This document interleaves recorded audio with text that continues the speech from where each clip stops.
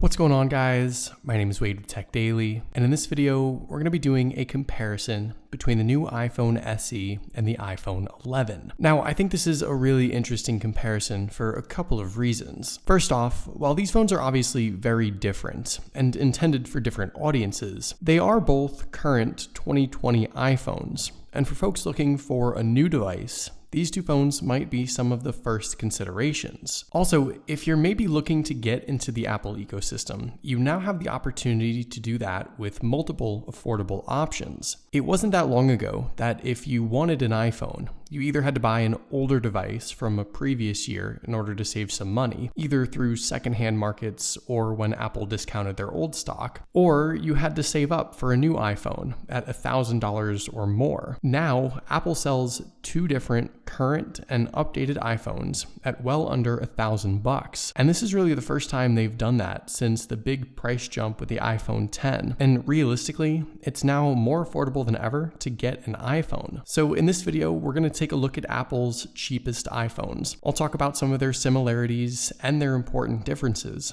And hopefully this will help you decide if either of these devices is right for you. First things first, let's actually talk about price, since that's obviously a pretty important factor. The new iPhone SE starts at $399 for the 64GB model and goes up to $449 for 128 and $549 for 256. That's far and away the cheapest new iPhone option Apple has had since the original SE back in 2016. And while it is still a decent chunk of money, I'd say that's a solid price for this phone. The iPhone 11 starts at $699 for the 64GB model and jumps up to $749 for 128 and $849 for 256. In terms of iPhone pricing, $699 wasn't too bad, but with the launch of the SE now, that price looks significantly less attractive. Both phones are still well below the $1,000 threshold of the Pro models, but between the SE and the 11, there is a pretty significant price difference. Physically, these two phones couldn't be more different. While they are both iPhones, of course,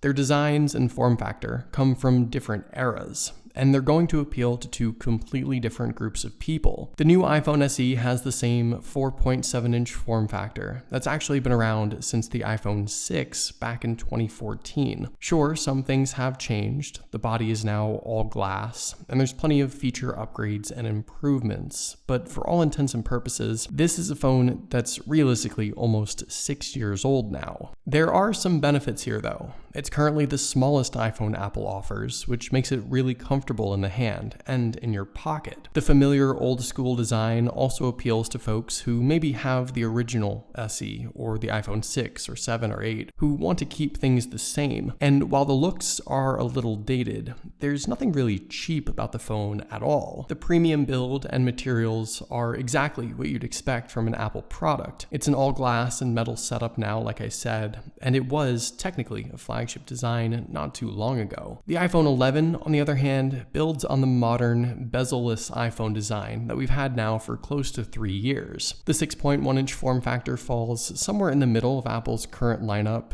It's not the biggest, it's not the smallest, but it is still a good-sized phone that works for someone like me, but maybe is still a bit too big for some other folks. Interestingly enough, the iPhone 11 also has a super premium all-glass and metal build, the exact same as the iPhone SE. So you don't get anything better or special going with the more expensive phone. One other thing I didn't realize until I had these phones side by side, the iPhone 11 is significantly thicker than the SE as well. It's a chunky phone with some weight to it in comparison, so altogether you're just dealing with a much heftier device all the way around with the iPhone 11. And I know for folks who still have an older iPhone, that's one of the reasons that's kept them from upgrading. Now, the size of these phones is one thing, but there are a couple other factors that contribute to their unique designs too, that I think once again appeal to different people. The SE retains the home button and Touch ID, and this is why this phone still has those sizable bezels framing the display. The iPhone 11, of course, course, has no home button, so it relies on the swipe gestures and Face ID to unlock. Now, here are my thoughts on this whole thing. While I do like the slimmer bezels and corner-to-corner display on the iPhone 11, Face ID for me has been annoying ever since it first launched on the iPhone 10. I'm more inconvenienced by it than I can even count, and there's just something about having the simple, consistent, easy-to-use Touch ID home button on the SE that I really miss. For me personally though, the benefits of a larger display with slim bezels outweigh my frustrations with Face ID. Watching content on a bigger display is great, playing games is more immersive, and everything is just easier to see. You can take in way more content on the iPhone 11's 6.1-inch screen, while the iPhone SE feels like it has a cramped view and wasted space. Like I said, for me, Face ID is something I choose to live with because I prefer the bigger screen and slim bezels. That's a sacrifice I want to make, but I can see the appeal of sticking with the home button and Touch ID. And if you have an older iPhone and want to keep it, you still have one more option to do so with the new SE. Interestingly enough, while the screen sizes are very different, the actual screen hardware actually doesn't differ too much here. The iPhone SE has a 750 by 1334 resolution display. It's an IPS LCD Retina panel, and while Apple has made some improvements over the years to this display, brighter colors, more contrast, things like that, the changes have been minimal. The iPhone 11's display comes in at a resolution of 828 by 1792, but it too is just an IPS LCD Retina panel. Granted, the iPhone 11's display is better. A couple of the things I notice are that first off, the iPhone 11 seems to be a tiny bit brighter. The colors are also more accurate and balanced too. The SE has almost a yellow tint to it, while the iPhone 11 is much cooler. But the differences are minor. After all, we're dealing with two LCD displays with the same pixel density, so no OLED, no crazy high resolution, and no real groundbreaking display tech. And on the iPhone SE, I guess this phone can almost get away with it, but on the $700 iPhone 11, I think this is where a lot of people have an issue. You don't even get a full 1080p screen, even though you're paying $300 more for this thing. It's a little strange, and one of the biggest critiques most people have specifically with the iPhone 11. If you're trying to decide between these two phones though, it makes the decision a little easier. You're basically only deciding if you want a bigger display and slim bezels, or you can live with something smaller for a cheaper price. Resolution, quality, screen technology, it's all pretty much the same. Another thing that's pretty much the same with these two phones is the processor that's powering them. And in this case, this is actually a huge benefit and major selling point. Both the iPhone 11 and the iPhone SE pack Apple's newest A13 Bionic chipset. On the iPhone 11, this is great and pretty much expected, I guess. But getting it on the iPhone SE is just a ridiculous deal. This is the same processor, after all, that's in the iPhone 11 Pro and Pro Max as well. So when it comes to performance, whether you go with the cheaper SE or more expensive 11, you get exactly what's also powering the $1,000 plus devices. The only difference inside these phones is the RAM. The SE has 3 gigs of RAM, while the iPhone 11 has 4 gigs, but I don't necessarily consider that a huge deal, and certainly not a deciding factor. Both of these phones can handle anything and everything that's thrown at them, and while the iPhone 11 might be a tiny bit faster and a tiny bit more capable,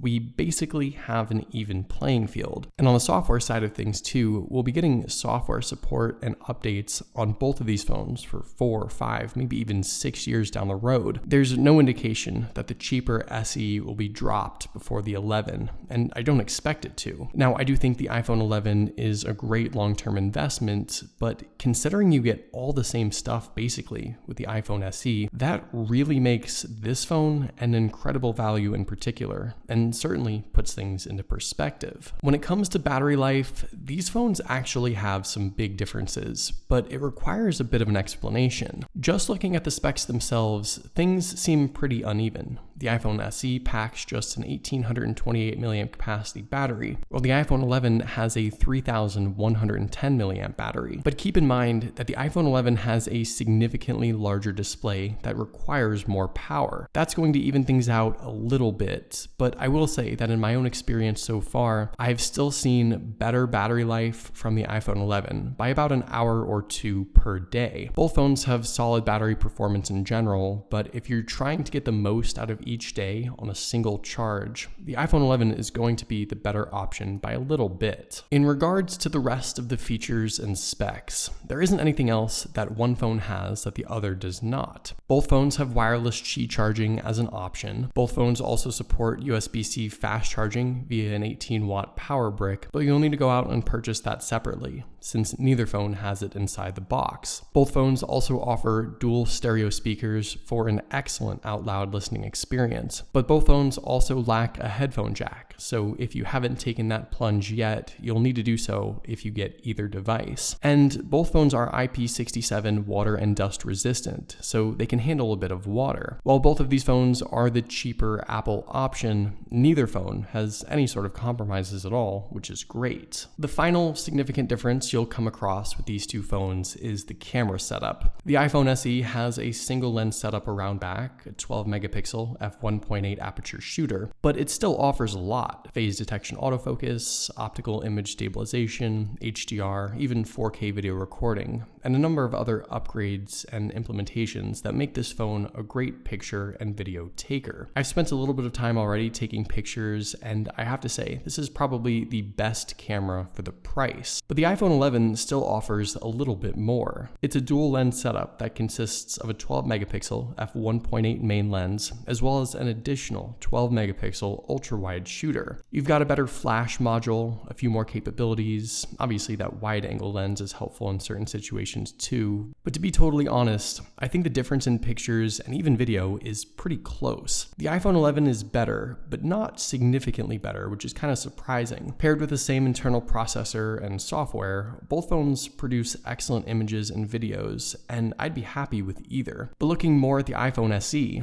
I'd say this is really where the value is at when it comes to the cameras. So like I said at the start of this video, in a lot of ways, these two phones couldn't be more different. The iPhone SE is intended to entice original SE owners or users of an iPhone 6, 7, or 8 to finally upgrade. These folks want the home button, they want a smaller phone, and they don't want to pay a whole lot either. And they want a phone that can last them 4 or 5 years at least. With the SE, they get all that and then some. It's the best value iPhone you can get right now. But jumping up to the iPhone 11 has its benefits too. A larger display, a bigger battery, better camera with more features. That's probably the choice I'd make, since I've already been engulfed by the home buttonless Touch ID era of iPhones anyway. But honestly, the iPhone SE is a really attractive phone, and I can see why so many people might end up buying it. So there you go. That's everything you need to know about the iPhone 11 and the iPhone SE. Let me know what you guys think of these phones. Which one would you prefer? Let me know down in the comments below. I'd love to know your thoughts, of course. But hopefully you guys did enjoy this video.